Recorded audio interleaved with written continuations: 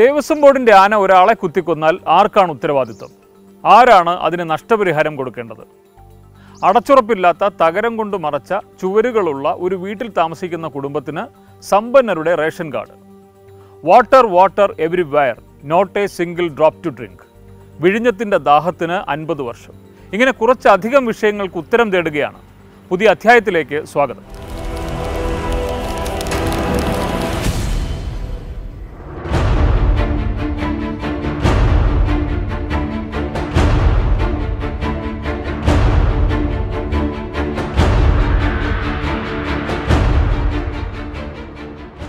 കഴിഞ്ഞ 33 വർഷമായി രാമൻ എന്ന ആനപ്പാപ്പാൻ ഒരു പ്രശ്നം അനുഭവിക്കുന്നു. ഒരു കൊലപാതകത്തിൻ്റെ ഉത്തരവാദിത്വം രാമൻ്റെ തലയിലാണ്. കൊന്നത് രാമനല്ല, പക്ഷെ ഉത്തരവാദിത്വം മാത്രമാണ് രാമൻ്റെ തലയിൽ. വിചിത്രമായ രാമൻ്റെ അനുഭവം രാമൻ തന്നെ പറയും. ആനയുടെ മുകളിൽ ഞങ്ങൾ 3 ആനയെ കണ്ണാനംകുളം കൊച്ചിനാഥൻ ബോർഡിൻ്റെ കണ്ണാനംകുളം അമ്പലത്തിൽ 3 ആന ഒരുമിച്ച് എഴുന്നള്ളിപ്പിന് പോവുക. ഏറ്റവും മുമ്പ് അച്യുതൻകുട്ടി എന്ന് പറഞ്ഞ ആന പോയി. അതിൻ്റെ പുറയിൽ ഞാൻ സീതാരാമൻ, ഞാൻ മുകളിലിരിക്കുന്നുണ്ട്. ബേക്കിൽ അച്യുതൻകുട്ടി ശിവൻകുട്ടിയാന കൊച്ചിനാഥൻ ബോർഡിൻ്റെ 3 ആനയും ദേവസ്വം ബോർഡിൻ്റെ. അങ്ങനെ 3 ആന ഒരുമിച്ച് പൂരത്തിന് മുമ്പാണ് ഈ സംഭവം ഉണ്ടായി. ആന പെട്ടെന്ന് ആൻ്റെ മുമ്പിൽ അതേതാനും ചെയ്യാവുന്ന കേസുകളാണ്. ആന പെട്ടെന്ന് ആന കൊമ്പിന് അടിയും കുത്തും കഴിഞ്ഞു.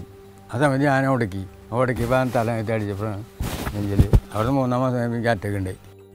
1986 മെയ് 29 എറണാകുളം ജില്ലയിൽ തൃപ്പൂണിത്തുറ പൂർണ്ണത്രയേശ ക്ഷേത്രത്തിന്റെ നടയിൽ വെച്ച് രാജേശ്വരി തമ്പുരാട്ടി ആനയുടെ കുത്തേറ്റു മരിച്ചു. ക്ഷേത്രത്തിന്റെ പടിഞ്ഞാറേ നടയിൽ ശാന്തനായി നിന്നിരുന്ന ആനയുടെ സമീപത്തുകൂടി നടന്നുപോയ രാജേശ്വരിയെ പെട്ടെന്നാണ് ആന ആക്രമിച്ചത്. ആനയുടെ പേര് സീതാരാമൻ. ആനയുടെ ഉടമസ്ഥാവകാശം കൊച്ചി ദേവസ്വം ബോർഡിന്. പാപ്പാൻ KE രാമൻ. ഇതിലെ പാപ്പാന്റെ ജീവിതാവസ്ഥയാണ് ഉത്തരം തേടുന്ന പ്രശ്നം. കഴിഞ്ഞ 33 വർഷത്തിനിടെ നിരവധി തവണ കോടതി കയറിയിട്ടുണ്ട് ഈ ആനയും പാപ്പാനും. 14 കൊല്ലം കേസ് നടത്തിയിട്ടുണ്ട്. 9 കോടതിയിൽ കേസ് നടത്തിയിട്ടുണ്ട്. ഇത് 8ാമത്തെ കോടതി മറ്റേ ഹൈക്കോടതി സിംഗിൾ ബെഞ്ച്. ആ സമയത്തൊക്കെ എനിക്ക് വലിയ ഭീമമായ നഷ്ടം വന്നിട്ടുണ്ട്. എൻ്റെ മക്കളുടെ വിദ്യാഭ്യാസം പോയാലും എനിക്ക് ഏറ്റവും വലിയ ഇതാണ്. ആനയുടെ ആക്രമണത്തിൽ കൊല്ലപ്പെട്ട രാജേശ്വരി തമ്പുരാട്ടിയുടെ ബന്ധുക്കളാണ് ആദ്യം കോടതിയെ സമീപിച്ചത്. എറണാകുളം സബ് കോടതിയിൽ അവർ നഷ്ടപരിഹാരം ആവശ്യപ്പെട്ട് കേസ് ഫയൽ ചെയ്തു.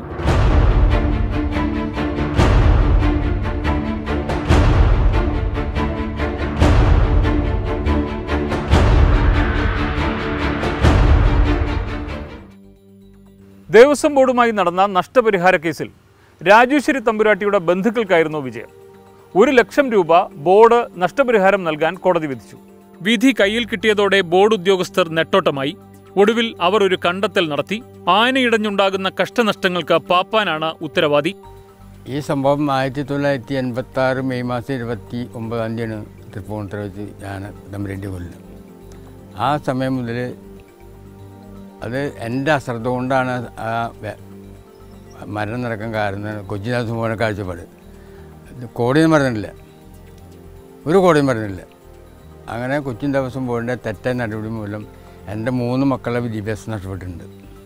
എൻ്റെ ഇരിക്കുന്ന പറമ്പ് പണിപ്പെടുത്തി കേസ് നടത്തിയിട്ടുണ്ട്. മക്കൾ കാലവിനേഷം അതൊക്കെ തിരിച്ചു പിടിക്കാൻ പറ്റിയാണ്.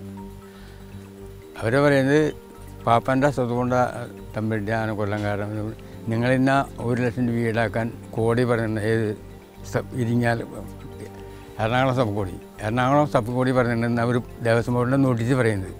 കോടതി പറഞ്ഞില്ല. പാപ്പാനിൽ നിന്ന് പണം ഈടാക്കണമെന്ന് ബോർഡ് നിശ്ചയിച്ചു. അതനുസരിച്ച് KE രാമൻ എന്ന പാപ്പാൻ നിർബന്ധിതമായി ബോർഡിന് 1 ലക്ഷം രൂപ നൽകേണ്ടി വന്നു. ദേവസ്വം ബോർഡ് നൽകേണ്ട തുക തന്നിൽ നിന്നും ഈടാക്കുന്നത് നീതിയല്ലെന്ന് കാണിച്ച് KE രാമൻ എന്ന സാധാരണക്കാരനായ ആനപ്പാപ്പാൻ ഹൈക്കോടതിയെ സമീപിച്ചു. ആരോപിക്കപ്പെട്ട് കുറ്റാരോപണം എൻ്റെ കുറ്റം കൊണ്ട് സംഭവിച്ചത് അതല്ലാന്ന് തെളിയിക്കാൻ വേണ്ടി ഞാൻ കേസ് നടത്തി. തെളിഞ്ഞുണ്ട്. ഹൈക്കോടതി ഡിവിഷൻ്റെ വിധിയുണ്ട്. കേസിന്റെ വാദത്തിനിടെ കേരള ഹൈക്കോടതി ബോർഡിനോട് വിശദീകരണം ചോദിച്ചു.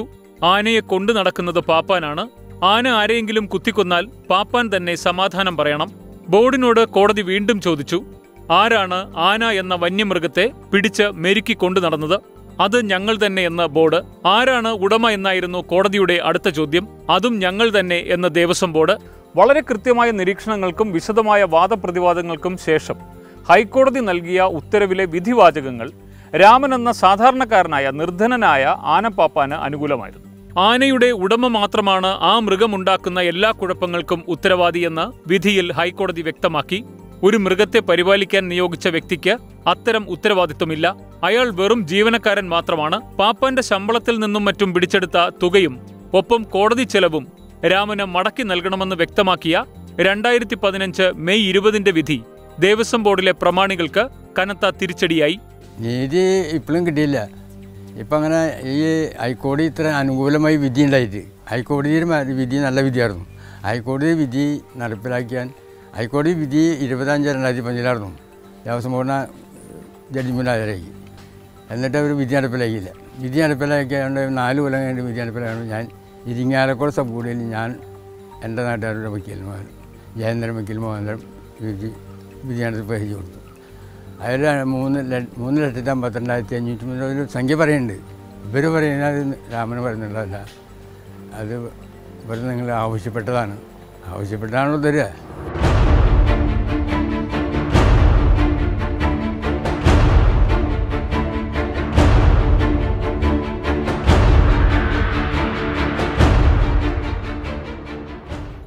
ഹൈക്കോടതി ഉത്തരവുമായി ദേവസ്വം ബോർഡിലെത്തിയ രാമന് നല്ല സ്വീകരണം ലഭിച്ചില്ല.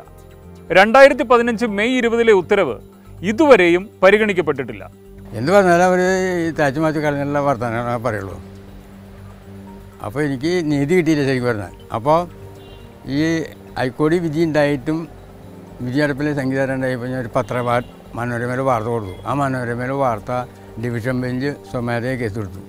അത് 50,000 രൂപ 7% പലിശയും 2001 മുതൽ 2013 വരെയുള്ള 97,000 രൂപ ഇടിയുണ്ട് എനിക്ക്. അത് രേഖമ്പോൾ എൻ്റെ അക്കൗണ്ടിലേക്ക് ഒരാഴ്ച. അതുകൊണ്ടാണ് എനിക്കൊന്നും കിട്ടിയില്ല. തങ്ങൾക്ക് മുകളിൽ ഒരു പാപ്പാന് നേടാനായ വിജയത്തിന്റെ ഓർമ്മ പോലും ബോർഡിലെ ഉന്നതന്മാർക്ക് അസ്വസ്ഥതയുണ്ടാക്കി. ബോർഡിനെതിരെ താൻ ഹൈക്കോടതിയിൽ പോയില്ലേ, ഇനി സുപ്രീം കോടതിയും കൂടി കഴിഞ്ഞിട്ട് കാണാം എന്നായിരുന്നു ദേവസ്വം ചെയർമാന്റെ പ്രതികരണമെന്ന് രാമൻ ആരോപിക്കുന്നു. ഹൈക്കോടതി വിധി നടപ്പിലാക്കി കിട്ടുന്നതിനായി രാമൻ ഇരിങ്ങാലക്കുട സബ് കോടതിയെ സമീപിച്ചിരിക്കുകയാണ്. ഇതുവരെ നടപടികളൊന്നും ഉണ്ടായിട്ടില്ല. നിലം തൊടിച്ചില്ല തന്നെ. 23 കൊല്ലം സർവീസ് ഉണ്ടെങ്കിൽ 18 സ്ഥലത്ത് ജോലി ചെയ്തിട്ടുണ്ട്. എൻ്റെ ശമ്പളത്തെ പിടിച്ചാൽ ഡീറ്റെയിൽ ഞാൻ 2000 വികലാസ നിയമപ്രകാരം അപേക്ഷ അന്വേഷണത്തെ കണ്ടുകിട്ടിയില്ല. അത് പറഞ്ഞാൽ ശരിയാണോ? അത് എൻ്റെ 50,000 രൂപ ശമ്പളത്തെ പിടിച്ചിരുന്ന കാര്യം എനിക്ക് നല്ല ഉറപ്പുണ്ട്. പക്ഷെ അവർ ശമ്പളത്തെ പിടിച്ചാൽ രേഖ ഹാജരാക്കണ്ടേ? അതും കോടതികളെ അറിഞ്ഞു കൊടുക്കുക. വിധിയിൽ വ്യക്തമാകുന്നത് ബോർഡിന് ബോധ്യമാകുന്നില്ല. തുച്ഛവരുമാനക്കാരനായ രാമന്റെ പോക്കറ്റടിക്കുന്ന ബോർഡിന്റെ ന്യായമല്ലാത്ത പ്രവൃത്തിയാണ് കേരളത്തിലെ ഉന്നത നീതിപീഠം തന്നെ പൊളിച്ചത്. എൻ്റെ ഈ ആളെ കൊന്ന കാലം മുതൽ ഈ ഒരു പേരും പറഞ്ഞിട്ട് ദേവസ്വം ബോർഡ് എന്നെ തെരിപ്പിണക്കിയുണ്ട്. കൊച്ചിൻ ദേവസ്വം ബോർഡ് എന്നെ തെരിപ്പിണക്കിയുണ്ട്. ദേവസ്വം ബോർഡ് എനിക്ക് നഷ്ടം കോടികൾ ഇങ്ങനെ നഷ്ടമുണ്ട്. കോടികൾ ദേവസ്വം ബോർഡ് തരണം എനിക്ക്. ഒരാനപ്പാപ്പ 24 മണിക്കൂറും തീറ്റും വെള്ളം കൊടുത്ത് അഴിച്ചിട്ട് പാപ്പന്മാരെ ആന കുത്തിപോലുണ്ട്. അസുഖം ഉണ്ടാകുന്ന അസുഖം ഉണ്ടാവില്ലല്ലോ. അത് ദൈവയോഗാൽ വയ്ക്കുന്നത്. ആനകൾ കാട്ടുമൃഗ ഇടഞ്ഞു വരുന്ന ഒരേ സമയത്തും ഇടയുള്ള മൃഗ. ദേവസ്വം ബോർഡിന്റെ കളി ഹൈക്കോടതിയോടാണ്. 3 വർഷമാകുന്നു ഹൈക്കോടതിയുടെ ഈ വിഷയത്തിലെ വിധി എത്തിയിട്ട്. ഒന്നുകിൽ വിധി നടപ്പാക്കണം, അല്ലെങ്കിൽ അപ്പീലിന് പോകണം. ഇത് രണ്ടും ചെയ്തിട്ടില്ല. അതായത് ഹൈക്കോടതി വിധിക്ക് പുല്ലുവിലയാണ് ദേവസ്വം ബോർഡ് കൽപ്പിക്കുന്നത് എന്ന് സാരം. ഇപ്പോഴത്തെ സെക്രട്ടറി ഞെളിഞ്ഞിരുന്ന വലിയ വർത്തമാനം പറയുന്നുണ്ട്. എൻ്റെ ജഡ്ജ്മെൻറ്റ് ഹാജരാക്കിയിട്ടും എനിക്ക് കോടതി പറഞ്ഞ സംഖ്യ തരണ്ട്. ഹൈക്കോടതി വിധിയല്ലേ, ആ വിധി ഉള്ളപ്പോൾ നിങ്ങൾക്ക് എനിക്ക് സംഖ്യ തന്നൂടെ? പിന്നെ ആരെ കണക്ക് പോയിപ്പിയാൾ? ഹൈക്കോടതി വിധിയുണ്ട് രാമന് അനുകൂലമായിട്ട് വിധി. ആ സംഖ്യ കൊടുക്കുമ്പോൾ ധൈര്യമായിട്ട് പറഞ്ഞൂടെ? പ്രശ്നപരിഹാരം സാധ്യമാകാൻ ദേവസ്വം ബോർഡ് തന്നെ മുൻകൈയെടുക്കണം. ഇതൊരു ഹൈക്കോടതി വിധിയാണെന്ന് മാനിച്ച് മാടം പിത്തം വെടിയണം.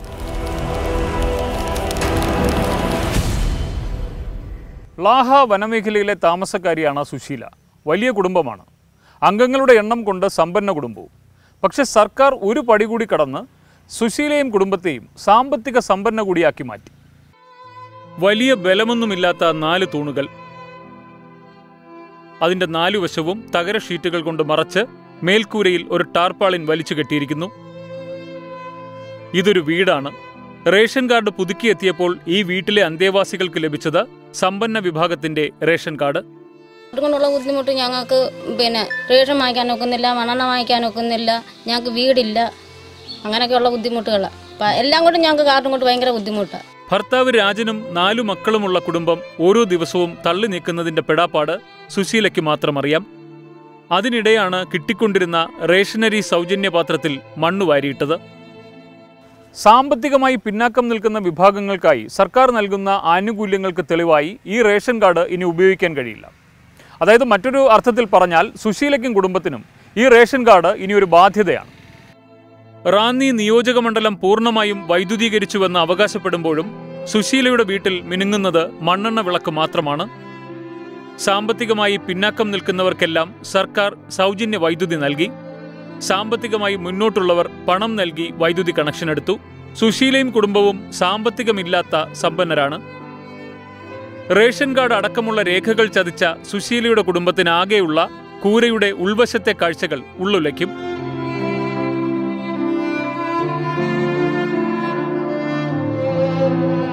ഈ കാർഡ് കൊണ്ട് ഞങ്ങൾക്ക് എന്താ ചെയ്യാനാ? കൈ കൊണ്ട് നടക്കാനല്ലേ ഒക്കത്തുള്ളൂ. ഇവിടെ ആന ഇന്നലെ ആന വന്നു. ഒരു വെട്ടം ഇല്ല ഇവിടെ. എന്തോ ചെയ്യാൻ പറ്റും? ഇവിടെ പോസ്റ്റ് ഇവിടെ വരെയുണ്ട്. ഇവിടെ ഒരു വെട്ടമില്ല. പിന്നെ എന്താ ചെയ്യാനെ കൊണ്ട് ഞങ്ങൾ ഇരുട്ടത്ത് എന്താ ചെയ്യാൻ? മണ്ണെണ്ണ വിളക്ക് കൊണ്ട് എന്താ ചെയ്യാൻ പറ്റും? സുശീലയുടെ കാർഡ് മാറ്റി നൽകേണ്ടത് താലൂക്ക് സപ്ലൈ ഓഫീസിൽ നിന്നാണ്. ഈ വിഷയത്തിൽ ഒരു പരാതി നൽകാനുള്ള സാധ്യത ഉണ്ടെന്ന് പോലും ഈ കുടുംബത്തിനറിയില്ല. മഞ്ഞക്കാർഡായിരുന്നു നേരത്തെ ഉണ്ടായിരുന്നത്.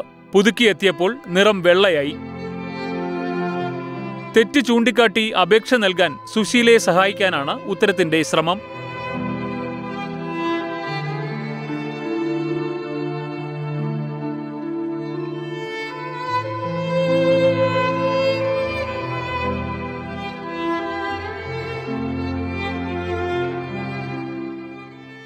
വെള്ളക്കാർഡ് വീണ്ടും ആനുകൂല്യങ്ങളുള്ള പഴയ കാർഡ് തന്നെയാകണം.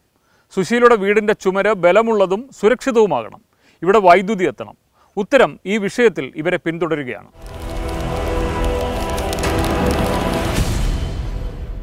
കുടിക്കാനും കുളിക്കാനും വെള്ളത്തിന് അത്ര ബുദ്ധിമുട്ടാത്തവരോട് ഒരു ചോദ്യം. വീട്ടിൽ ടെറസിന് മുകളിലിരിക്കുന്ന 500 ലിറ്റർ ടാങ്കിലെ വെള്ളത്തിന് എത്രയാണ് വില? ഉത്തരം പെട്ടെന്ന് പറയാൻ കഴിയില്ല. പക്ഷേ വിഴിഞ്ഞം കോട്ടപ്പുറം ഭാഗത്തെ ജനങ്ങളോട് ചോദിച്ചാൽ ഓരോ തുള്ളി വെള്ളത്തിൻ്റെയും വില കൃത്യമായി പറയും.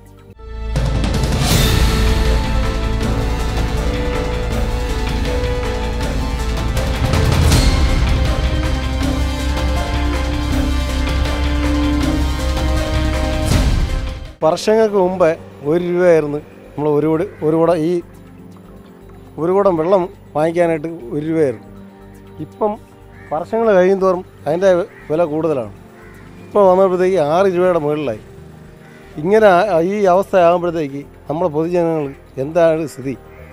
ഇത് കണ്ടെത്താനായിട്ട് ആരുമില്ല. ഈ വികസനം ഉണ്ടെന്ന് പറയണം.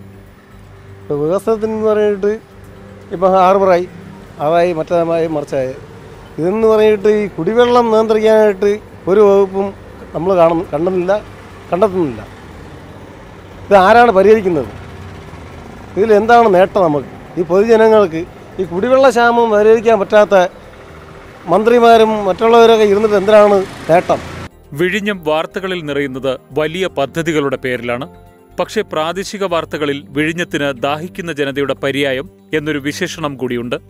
വിഴിഞ്ഞത്ത് കപ്പലെടുത്താലും കോട്ടപ്പുറംകാരുടെ ദാഹം മാറുമോ എന്നുറപ്പില്ല. ഉറപ്പില്ല എന്ന് പറഞ്ഞത് അതിന്റെ ഖേദകരമായ ചരിത്രം കൂടി കണക്കിലെടുത്താണ്. അത്രയേറെ ഉറക്കെ നിലവിളിച്ചിട്ടുണ്ട് കടലിന്റെ മക്കൾ. ഓരോ ദിവസവും പണം കൊടുത്ത് വെള്ളം വാങ്ങി ഉപയോഗിക്കുകയാണ് പ്രദേശവാസികൾ. വെള്ളത്തിന്റെ കച്ചവടം കൊഴുപ്പിക്കണേ എന്ന പ്രാർത്ഥനയ്ക്കാണ് പരിഗണന എന്ന് തോന്നും ഇവിടത്തെ അവസ്ഥ കണ്ടാൽ. ഇന്നിപ്പോൾ എനിക്ക് 36 വയസ്സ് കഴിഞ്ഞു. ഈ 36 കൊല്ലവും ഞാൻ കാണുന്ന ഏറ്റവും വലിയ വിഴിഞ്ഞത്തിൻ്റെ ഏറ്റവും വലിയ ദുഃഖകരമായ അവസ്ഥ എന്ന് പറയുന്നത് പൊതുജനങ്ങൾക്ക് ശരിയായ രീതിയിൽ ഉപയോഗിക്കാനുള്ള കുടിവെള്ളം ലഭിക്കുന്നില്ല എന്നുള്ളതാണ്. മാറി മാറി വരുന്ന സംസ്ഥാന സർക്കാരുകൾ കുടിവെള്ള പദ്ധതിയുമായി പലതരത്തിൽ ക്രമീകരണങ്ങൾ നടത്തിയിട്ട് പോലും ഈ കുടിവെള്ള പദ്ധതി വിഴിഞ്ഞ മേഖലയ്ക്കകത്ത് കൃത്യമായ തരത്തിൽ എത്താൻ സാധിക്കുന്നില്ല എന്നുള്ളതാണ്. ഓരോ പ്രാവശ്യവും എംപിയും MLAയും മാറി വരുന്ന ജനപ്രതിനിധികൾ പോലും ഈ വിഷയത്തിൽ ഗൗരവമായി കാണുന്നുണ്ടോ അല്ലെങ്കിൽ കണ്ടിട്ട് അതിൻ്റെ ഫലം കിട്ടുന്നില്ല എന്നുള്ളതും കൂടെ ആശങ്കയുണ്ട്. ഈ വിഴിഞ്ഞത്ത് നമ്മൾ കുടിവെള്ളം വില കൊടുത്താണ് നമ്മൾ വാങ്ങിച്ച് കുടിവെള്ളം കഴിക്കുന്നത്.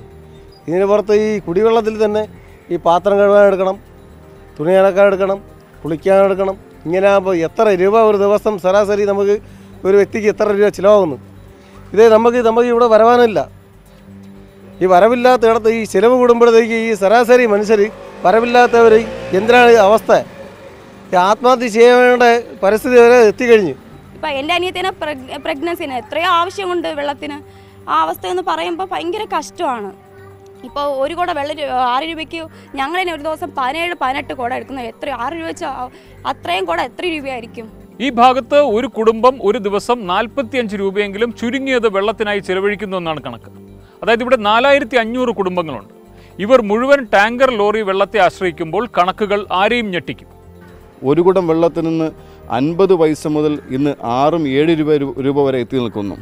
പക്ഷേ ഓഖിയുമായി ബാധിച്ച് സാമ്പത്തിക നില കുത്തനെ താഴ്ന്നു കിടക്കുന്ന മത്സ്യത്തൊഴിലാളി കുടുംബങ്ങൾക്ക് 7 രൂപ പോയിട്ട് 7 പൈസ പോലും എടുക്കാൻ പറ്റാത്ത അവസ്ഥയാണ് ഇന്ന്. പക്ഷേ കുടിവെള്ളത്തിന് 7 രൂപ എടുക്കുമ്പോൾ ഒരു കുടുംബത്തിന് 5-6 കുടം വെള്ളം വേണം. ഏകദേശം 45 രൂപ പോലും ഒരു ദിവസം ഒരു കുടുംബം ഉപയോഗിക്കുന്നുണ്ടെങ്കിൽ ഈ വിഴിഞ്ഞം കോട്ടപ്പുറം ഭാഗത്ത് 4500 കുടുംബമുണ്ട്. ഏകദേശം 1 ലക്ഷം അല്ലെങ്കിൽ 1.5 ലക്ഷം രൂപയാണ് ദിനം പ്രതി ഇവിടെ ചിലവാകുന്നത്. മാസങ്ങൾ കണക്കാക്കുമ്പോൾ ഏകദേശം 2 കോടി രൂപ ഇവിടെയും കണക്കാക്കുന്നു. പക്ഷേ ഇതെന്തുകൊണ്ട് സംസ്ഥാന സർക്കാർ ഈ പദ്ധതിക്ക്, കുടിവെള്ള പദ്ധതിക്ക് ഗൗരവമായി കാണുന്നില്ല, വേണ്ടപ്പെട്ട ജനപ്രതിനിധികൾ നിയമസഭയിൽ അവതരിപ്പിക്കുന്നില്ല എന്നുള്ളതാണ് ഇതിനകത്ത് ഏറ്റവും വലിയ വിഷമമുള്ള കാര്യം. ചില വീട്ടിൽ മാത്രമേ കിണറുള്ളൂ, ബാക്കിയുള്ള എല്ലാവരും പൈസ കൊടുത്താണ് വാങ്ങുന്നത്. അത്രയും ഭയങ്കര ബുദ്ധിമുട്ടാണ്. ഒരു കുട വെള്ളം 7 രൂപ. ഒരു വീട്ടിൽ എന്തുമാത്രം ഉപയോഗിക്കാൻ വേണ്ടി എടുക്കുന്നു? ഈ ബാത്റൂമിന് പോകാൻ വേണ്ടി മാത്രമേ ഈ വെള്ളം ഉപയോഗിക്കത്തുള്ളൂ. വേറെ ഒന്നിനും നമ്മൾ പൈസ കൊടുത്ത് വാങ്ങുന്ന വെള്ളമാണ്. ഏറ്റവും ചുരുങ്ങിയത് 45 രൂപയ്ക്ക് വെള്ളം വാങ്ങേണ്ടി വരുന്നുണ്ട് ഇവർക്ക്. കുടമൊന്നിന് 6-7 രൂപ തരം പോലെ വാങ്ങുന്നുണ്ട് ടാങ്കർ ലോറിക്കാർ. കുടിക്കണം, കുളിക്കണം, കഴുകണം, പാചകത്തിന് വേണം. ആവശ്യങ്ങൾക്കൊന്നും വെള്ളമില്ല. കണ്ണെത്താ ദൂരം വെള്ളമാണ് വിഴിഞ്ഞത്ത്. പക്ഷേ ദാഹമകറ്റാൻ ഒരു തുള്ളിക്ക് പണം മുടക്കണം.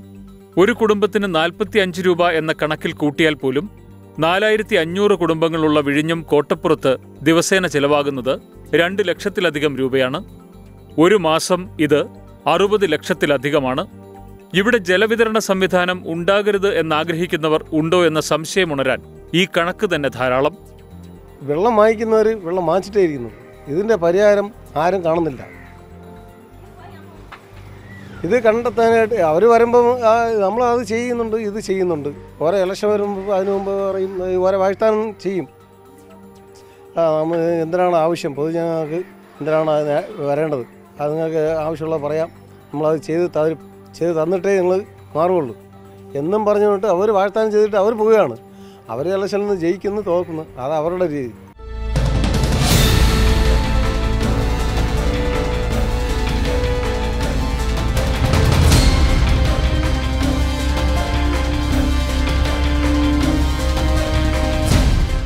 വിഴിഞ്ഞത്തിന്റെ കുടിവെള്ളം എന്ന ആവശ്യത്തിന് പതിറ്റാണ്ടുകളുടെ പഴക്കമുണ്ട്.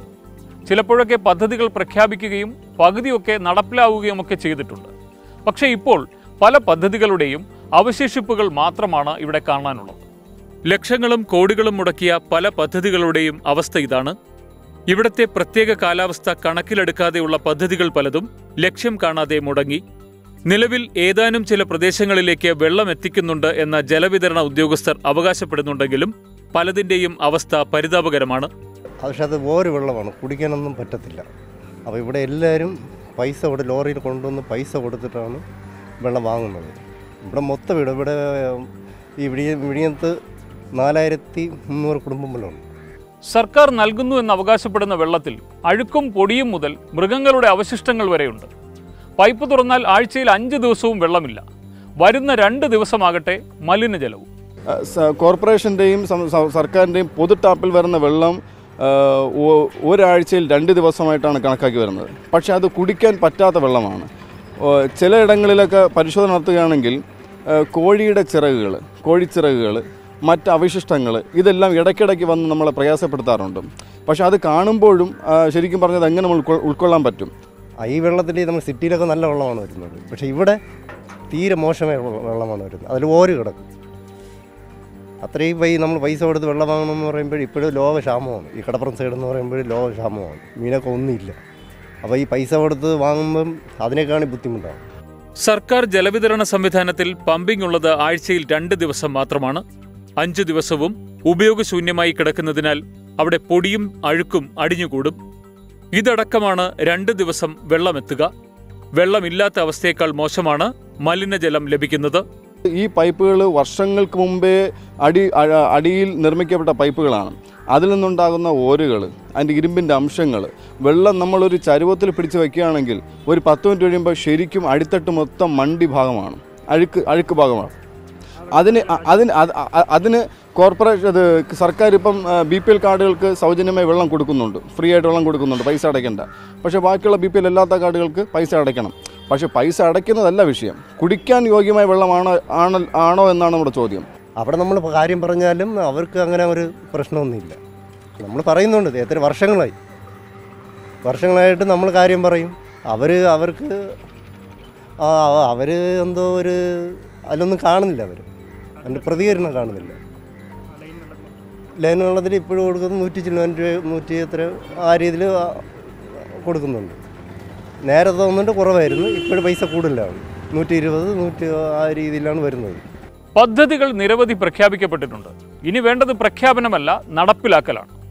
അന്താരാഷ്ട്ര തുറമുഖ വികസനത്തിന് ഇത്രയും കോടി രൂപ സംസ്ഥാന സർക്കാർ മുതൽ മുടക്കുമ്പോൾ അതിൻ്റെ തൊട്ടടുത്ത് താമസിക്കുന്ന കമ്മ്യൂണിറ്റിക്ക്, മത്സ്യത്തൊഴിലാളികൾക്ക് കുടിവെള്ള പദ്ധതിക്ക് എന്ത് ചിലവാക്കുന്നു എന്നുള്ളതാണ് ഇതിൻ്റെ ഏറ്റവും വലിയ ചൂണ്ടിക്കാണിക്കുന്ന ഒരു കാര്യം. പരാതിയും പരിഭവവുമായി ഇവർ കയറിയിറങ്ങാത്ത പടികളില്ല. മന്ത്രിമാർ, MLA മാർ, ജില്ലാ കളക്ടർ തുടങ്ങി എവിടെയൊക്കെ പരാതി കടലാസുകൾ കൊടുത്തു എന്ന് ഇന്ന് നാട്ടുകാർ മറന്നു തുടങ്ങി. കുടിവെള്ളം ഇല്ലാതെ ഇത്രയും ജനങ്ങൾ ഓരോ ഇടങ്ങളിൽ പോകുമ്പോൾ ഓരോ അറിയിപ്പ് കിട്ടുമ്പോൾ പാവപ്പെട്ട നമ്മൾ പോയി, വിദ്യാഭ്യാസം ഇല്ലാത്ത നമ്മൾ പോയി, വിദ്യാഭ്യാസം ഉള്ളവരെ കിട്ടാൻ നമ്മൾ പോകുമ്പോൾ ഓരോ കാര്യം അറിയുമ്പോൾ അവർ പറയുന്നത് ഇന്നയിടത്ത് പോകണം, ഇങ്ങനെ പോകണം, അങ്ങനെ നമുക്ക് അങ്ങനെ ഒരു ഇതില്ല. പക്ഷേ നമുക്ക് അറിഞ്ഞൂടാ ഇതിന് എന്തിരുന്ന് പറ്റി. പക്ഷേ കുടിവെള്ളങ്ങളില്ലാതെ നമ്മൾ കിടന്ന അലയാണ് ഉണ്ടാക്കുന്നത്. കുടിവെള്ളത്തിൻ്റെ ഇത് തന്നെ ഓരോ പദ്ധതി വരുന്ന നമ്മൾ ഇതിനെ കൊണ്ട് അവിടെ കൊടുക്കണം, ഇവിടെ കൊടുക്കണം എന്ന് എല്ലാവരും പറയണം. പക്ഷേ നമ്മൾ കൊണ്ടുപോകുമ്പോൾ അവർ പറയുന്നതെന്ന് പറയുമ്പോൾ നിങ്ങൾ അവിടെ പോയി, ഞങ്ങളിവിടെ മന്ത്രി ഓഫീസിൽ, അവിടെ കലക്ടർ ഓഫീസിൽ, നമ്മൾ തിരുവനന്തപുരത്ത് പോയി വരെ നമ്മൾ പോയി, നിസ്സാര റേഷൻ കാർഡിൻ്റെ കാര്യമാണ്. അപ്പോൾ അവർ കലക്ടർ പറഞ്ഞത് എന്തെന്നറിയാമോ, ജില്ലാ കലക്ടർ കാര്യങ്ങളൊക്കെ കണ്ടെത്താൻ വേണ്ടിയാണ് അവരിയ്ക്കുന്നത്. പക്ഷേ ജനങ്ങൾ വാങ്ങിച്ചത് തരുന്നില്ല. വിഴിഞ്ഞം പ്രദേശവാസികളുടെ ഗൗരവമായ ഈ വിഷയത്തിന് ഒരു പരിഹാരമുണ്ടാക്കുന്നതിനായി ഉത്തരം ചില കാര്യങ്ങൾ ചെയ്യുകയാണ്. ഇവർ നൽകിയ പരാതികളിൽ എന്ത് സംഭവിച്ചു എന്നറിയാൻ ഓഫീസുകളിൽ ഒരു അന്വേഷണം. 2, 24-ന്റെ വാർത്താ വിഭാഗം തന്നെ നേരിട്ട് ചില പുതിയ പരാതികൾ ഫയൽ ചെയ്യുന്നു. എന്തായാലും ഈ പ്രശ്നത്തിന് ഒരു ശാശ്വത പരിഹാരമുണ്ടാക്കുന്നതിനായി ഉത്തരം ശ്രമം തുടരുകയാണ്.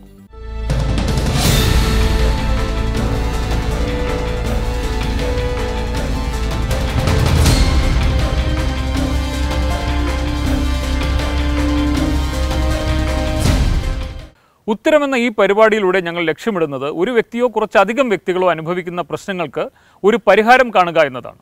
അത്തരം വിഷയങ്ങൾ ഞങ്ങളെ അറിയിക്കുക.